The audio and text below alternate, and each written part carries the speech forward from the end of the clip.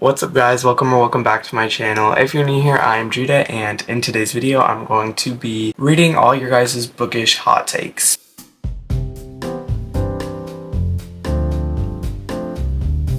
So a few weeks ago I had you all comment like any bookish hot takes that you had, and I actually got quite a bit, so I don't know if I'll be able to answer all of them. But I will be trying to answer at least some of them so we can see what you guys think about books and if I agree with these hot takes or not, because, you know, I don't know if I am a bookish hot taker, I guess, type of person. Sorry, I'm trying to find them right now. It's like, let's see how long ago it took me. I posted this community post 2 weeks ago and I got 74 comments. I think a lot of them are pretty much the same, so I mean, we'll see. We'll see.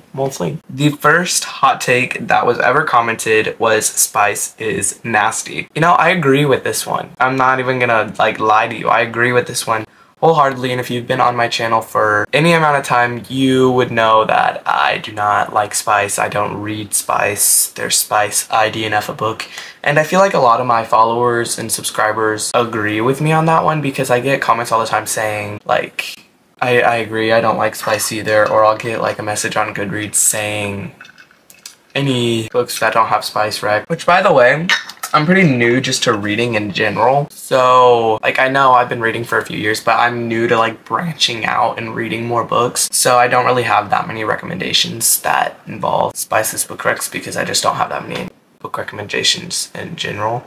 So yeah, I got another one saying sci-fi is the worst genre besides nonfiction. I know a hot take would be nonfiction. A lot of people like nonfiction. In my opinion, neither one of those are bad genres, I guess. I mean, I don't really read sci-fi in general, but nonfiction I do. I love nonfiction, to be honest. Nonfiction is fun. I love like the self-help books, the Jesus devotionals. I love nonfiction books. I'm sorry, but I really do enjoy the nonfiction books, because, you know, nonfiction books are just like getting some type of lesson from like a teacher or a pastor, and like it's getting it in a book. So it's like, oh cool. And like you always have it to pull out. It's like kind of like a notes that you would take from a lesson, but it's all in the same spot and you will have it unless you like throw away the book or something. But let me know what you think about that one, because I feel like a lot of people don't like sci-fi, but there's also a lot of people that do like sci-fi, so it's like kind of 50-50 on that one. I don't really read a lot of sci-fi, so I mean, I could agree that it's the worst genre, but I mean, I don't really have a worst genre. Actually, yes I do. Historical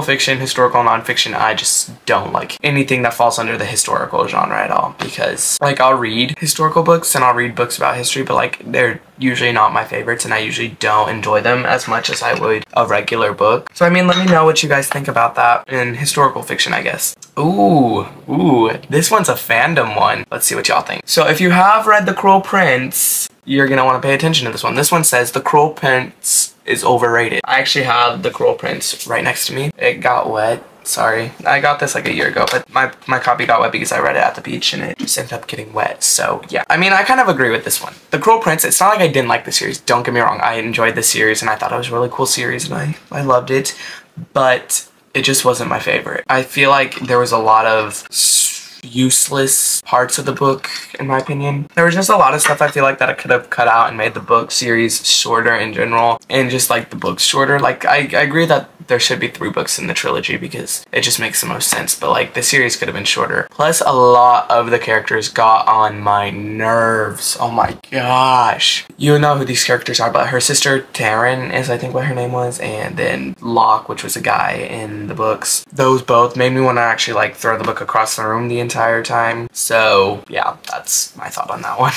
This one says, please don't crack the spines of books or draw in them. So yeah, I agree with this one, 50-50. A lot of readers love on the book, crack the spine, write in them, do all sorts of things. I'm in the middle on this one. I don't really like cracking my spines or dog-earing my pages or anything like that, but I do like to annotate sometimes. It just depends on the book and how fast I want to read it. Like if I want to read a book really fast, then I'm going to not annotate and I'm not going to tab pages. But if I want to read it and just take my time with it and enjoy it, I most definitely will be annotating it and I will be dog-earing the pages. Or if it's like, I won't be dog-earing the pages, I'll be tabbing with tabs. Also, if it's a nonfiction book, I will be underlining underlining and highlighting throughout the entire thing. I mean, I feel like that's pretty common in a nonfiction book, especially one like that's teaching you or like helping you create good habits, atomic habits.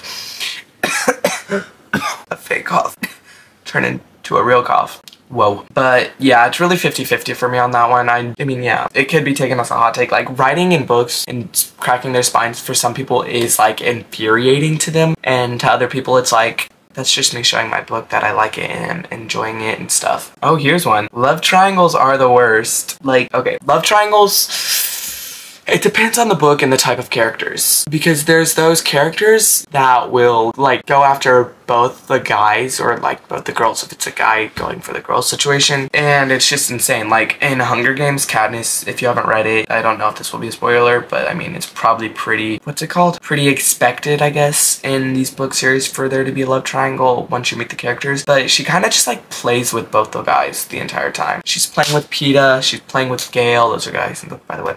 And you know, she just doesn't really make her decision till like the end, and it's kind of annoying to some people. But then there's the love triangles where it's like just these two guys or two girls will like this one guy or one girl, and it's like, huh? It's like, well, wait, no. And it's like, it's not like one person who has to make the decision is going after both of them. They're just like there and they're like, oh, I might like this guy, but they're not playing either one of them. They're just waiting to see who they actually like and not going after them and everything. So yeah. Ooh, enemies to lovers is overrated. That is actually a hot take. So many people love enemies to lovers. It's actually truly insane how much the enemies to lovers trope is used, and people don't get tired of it because like it's used a lot. It's really used a lot. It's used in most fantasies and dystopians. We're just gonna put that out there like that. It's used in most of them. Like, you really, a majority of them that go popular, it's enemies to lovers. So there's that for you. So it's really a used trope, and this person honestly might have a point with that one. Like, I'm not saying that I agree with it, okay? I love the enemies to lovers. It is classic, a very classic trope that I really do enjoy, and I probably could enjoy any book that has enemies to lovers in it because it just adds more context. Not context, that is not the word. It adds more, it just adds more to the book. It like makes the book more interesting because it's like, you know, they're gonna end up together, but how? What changes them from enemies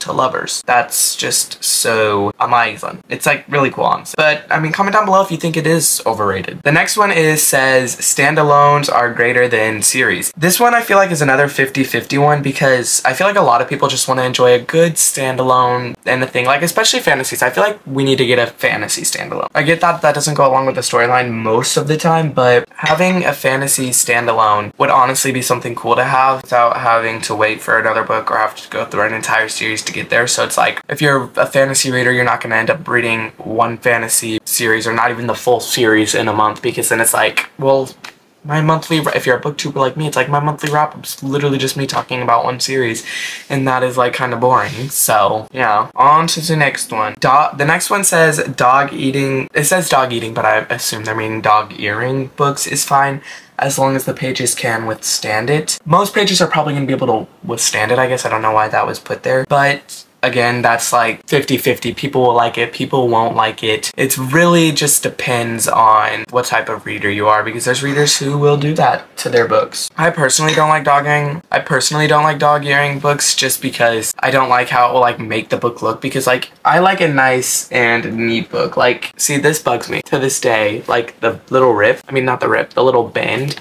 It just like oh, it's just right there. And like, I don't know if you can really tell for the cover that much, but like look at it. I don't know.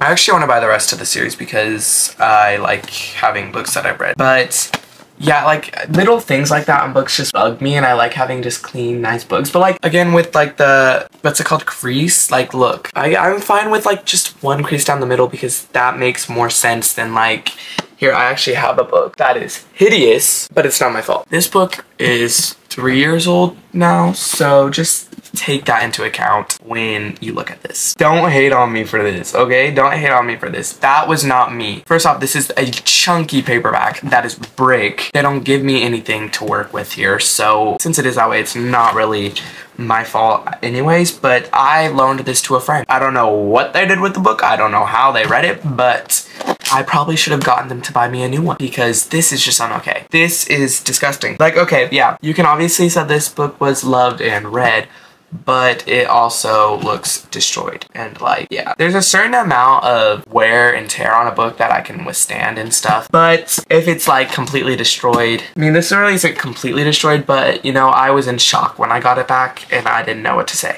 So yeah, it just depends for me. I don't know. I kind of got off topic from the last hot take, but it's okay. The next one I feel like is more of a hot take for non-readers, I guess, and readers, because a lot of non-readers will say audiobooks don't count as reading, but like audiobooks do count as reading. I'm just gonna say this one says audiobooks count as reading, and I agree with that. Like, okay, we're readers. We do read a lot and we already are reading the actual pages, but if we don't have time to read a book or we just can't get into it and we decide to pick up an audiobook instead, that's totally fine and it does count as reading. I don't care what you have to say about the fact. It is reading. It counts as reading. It will always be reading. You can't take that away. You can only say it's not reading if you're a reader. And if you are a reader and say it counts as reading, I totally disagree with you and you should just go away from me. But like, yeah, audiobooks do count as reading and I'm just gonna say that and I'm gonna have you be okay with that, and you better not judge me in the comments if you don't agree with that, but like, it really does. So yeah, allow me to have my opinion. Again, I'm not judging any of you if you don't agree with me. I'm just sharing my opinion very strongly, and if you feel hurt from any part of this video, I'm very sorry. Ooh, this next one I feel like a lot of people will agree with, but you know, then there's also those people who literally only can read book talk books, which might be me. Let's see, this book really isn't that popular on Book Talk. It's part of the Keeper of Lost City series. It's not really there on Book Talk, but we have this one, which it's again part of a series. That last one, actually, it's on TikTok, let's just say that, and Book Talk and BookTube. It's on everything. It's Percy Jackson. It's been around for years. People love it. Like, it's there. It's like Book Talk book. Think this is a Book Talk book. I think it is. Yeah, there's many more where that came from, and I'm not getting any of them out, but like, I'm saying I need to read less Book Talk books, in my opinion. I want to read a book that I've never heard about before, because that would be good for me. I actually have one on my TBR, so I picked it up from the bookstore and I chose it out all by myself. Book Talk did not help me with it at all, but yeah, this one says kinda want to stop buying Book Talk books. I don't know if I said that already, but I probably should. But like, Book Talk books usually are so good. Like, there's some that I'm like, but a lot of them are just so friggin' good. I love them. I love some Book Talk books. So yeah. Ooh, here's one that clashes with another one. Enemies to Lovers is the best trope. This person actually has a lot. This person, she wrote a lot of stuff. This is actually insane. Reese's Puff. Wow, you might get hated on. Don't hate on Reese's Puffs. We love her for commenting real hot takes. Like, real thick and juicy hot takes. Wow, she said enemies to lovers is the best trope. I love people on the covers. I love people on the covers of it if it's done right. Wow, those are two insane hot takes, and I can't believe you had the guts to comment that. Okay, the enemies to lover one, that one's not that juicy, but oh shoot, where did it go? Sorry, I just lost all of the hot takes. Oh my goodness, can I not do anything right? I am kind of cherry picking these, by the way, so I'm not getting to all of them. Okay, enemies to lovers one, that one's not that unusual, but people on the covers, I can't tell you how many people I've met that enjoy that, because I've met absolutely zero people who like that, and I am one of the people that don't like that. I mean, this one isn't that. Sorry, I keep just like grabbing books off my bookshelf, which is right here. So yeah, this is a person on the cover. I don't think it's that bad. It's The Outsiders. It's not that bad because it's not like, ooh, it's not like some shirtless guy, and it's not like some girl and a guy like making out on the cover. Ugh, I'm sorry, but that just disgusts me. I mean, I doubt Reese's Puffs thinks that's right, but like, I can't assume that, so yeah. But anyway, that is something I don't agree with personally, but I mean, comment down below if you do like people on the covers, because I don't feel like there's going to be a lot. Maybe there will be none who agree with that, so yeah. This one is 50-50 as well. There's a lot of these that are like 50-50 for people. Paperbacks are better than hardbacks. This honestly depends for me. If it's gonna be like some thick, juicy book, then I'm gonna want it in hardback probably, unless it's floppy. If it's a floppy book, I love floppy books. They make me so happy. I also love matted books. If it's matted cover beats all. A matted paperback cover beats any cover ever to exist on the planet of the earth. I'm in love with it, and I will never ever not be in love with it, and I don't think you can create a cover even better than matted books. That's not really that different, but a lot of people love matted books. But if it's brick, I would prefer the hardback of it, and if it's matted, then I'd prefer the paperback. Ooh, this one I feel like a lot of people will agree with, but I feel like a lot of people agree with it, but not a lot of people will actually admit to agreeing with it, because, you know, it's just one of those things that's always been said to us. This person said, it's okay to judge a book by its cover. If it's pretty, I'll read it. If it's dark and gory, I'm out. Me personally, if it's pretty, I'll probably read it. Maybe if it's dark and gory, I probably will most definitely read it, because I'm just that type of person. I like dark things. But that one is something not a lot of people will read to, because it's like, don't judge a book by its cover. But I feel like deep down inside, we all are judging a book by its cover. Like, if you're going to pick out a book and you're seeing it for the first time ever, you probably will base it off of the synopsis and the cover. The cover plays a big part and the synopsis plays a big part. The synopsis will probably play a bigger part, but the cover most definitely plays a big part. Like, I don't know if I would have ever picked out this book without seeing it on Book Talk. Now this one, I want to be so honest with you all. I had only seen this like once on Book Talk when I bought it, but I saw it at Barnes & Noble's, and I was like, ooh, that actually kind of looks interesting. So I picked it off based off of that right there. I picked it off based off of this cover. Didn't even read the back. I was like, that looks interesting. Grabbed it, ran. So yeah, I'm a book cover picker sometimes. The next one says, the best love stories are the ones that end in tragedy because they make you hurt for the characters more than anything you've ever felt. Wow. You know, I do love a good tragedy. As I've mentioned sometimes on my channel, I don't think I've mentioned this a lot, but I do really enjoy books that will make me sad and feel the most emotion. Because, you know, feeling emotions just makes something better. Like, if a book doesn't give me really emotional toll, then I don't really care and I'm not really that invested. But if the characters will make me feel something, and if I am angry, sad, mad, just really, you know, depressed or really happy at the end of the book, then it probably will be close to a 5 stars. But if they just don't, if I don't feel any connection to the character at all, then I'm just not going to like the book at all, because why would I? If you really don't feel anything, what's the point in liking the book? I'm just gonna say that. So yeah, those are all the hot takes I'm gonna read for you today, because if I did skip yours, like if you commented one and it didn't get put out at all, it's because it really related to another one, or I didn't feel like it was that big of a hot take. Like, obviously no offense if you thought it was a hot take, I just didn't feel like it was a hot take that much. But anyway, I hope you all enjoyed this video. If you did, press the like button, subscribe, and I will see you all in the next video or somewhere else on the internet. Peace!